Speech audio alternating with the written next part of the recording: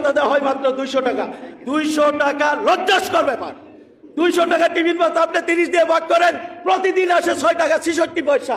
আপনি একটা সিঙ্গারা খান রাস্তায়, এক গ্লাস পানি খান, একটা বিড়ি সিগারেট যদি খায়, আমার প্রতিদিন 50 টাকা টিফিন সর্বনিম্ন লাগে। সেখানে কি করে আমার 6 টাকা 66 পয়সা? লজ্জা লাগে একজন ভিক্ষুকও 6 টাকা 66 পয়সা ভিক্ষা নিতে চায় না। স্বাস্থ্য, শিক্ষা, বাসস্থান এখানে কোনো গ্রেড ভিত্তিক হতে পারে না। কারণ একজন সচিব যদি 1 লক্ষ টাকা বেতন পায়, আমার একজন কর্মচারীকে সর্বনিম্ন 50,000 টাকা পেতে হবে। কারণ মৌলিক অধিকারগুলো আপনাকে সন্নিবেশিত করতে হবে। আমার খাদ্যের প্রয়োজন, বাসস্থানের প্রয়োজন, চিকিৎসার প্রয়োজন এবং লেখাপড়ার প্রয়োজন। সেখানে আপনি সর্বনিম্ন গ্রেড 8,250 টাকা, সেই 8,250 টাকার অন্যান্য ভাতাদি সহ আমার একজন সহকর্মী বেতন ভাতা পায় মাত্র 15,000 টাকা।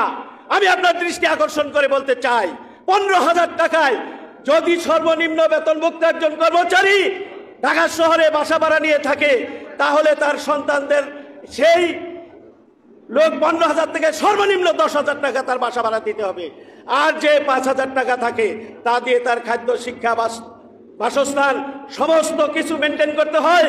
2015 সালের পে স্কেলে যে পদ্ধতি অবলম্বন করেছেন সেটি হলো 1:6 পদ্ধতি।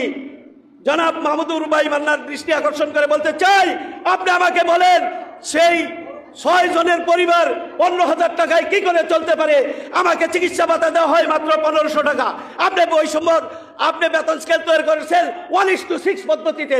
তার মানে আমি চাকরি করি, আমি একজন সদস্য, আমার স্ত্রী, আমার ছেলে, আমার মেয়ে, এবং 2015 সালে তদানীন্তন গভর্নমেন্ট বাধ্যতামূলক করেছে একজন সরকারি কর্মচারী যিনি তার বাবা মাকে বাধ্যতামূলক পালতে হবে।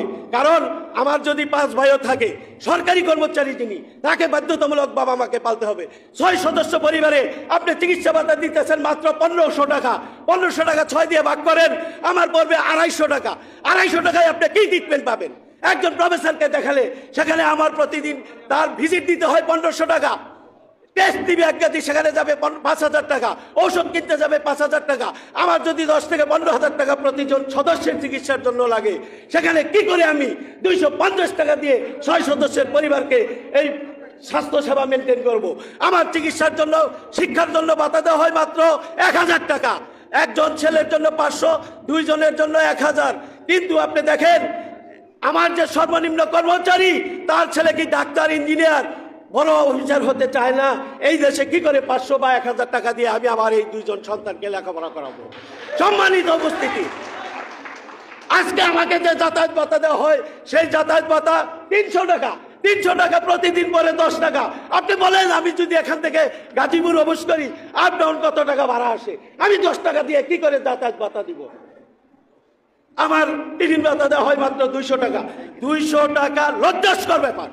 200 টাকা টিফিন ভাতা আপনি 30 দিয়ে ভাগ করেন, প্রতিদিন আসে 6 টাকা 66 পয়সা। আপনি একটা সিঙ্গারা খান রাস্তায়, এক গ্লাস পানি খান, একটা বিড়ি সিগারেট যদি খায়, আমার প্রতিদিন 50 টাকা টিফিন সর্বনিম্ন লাগে।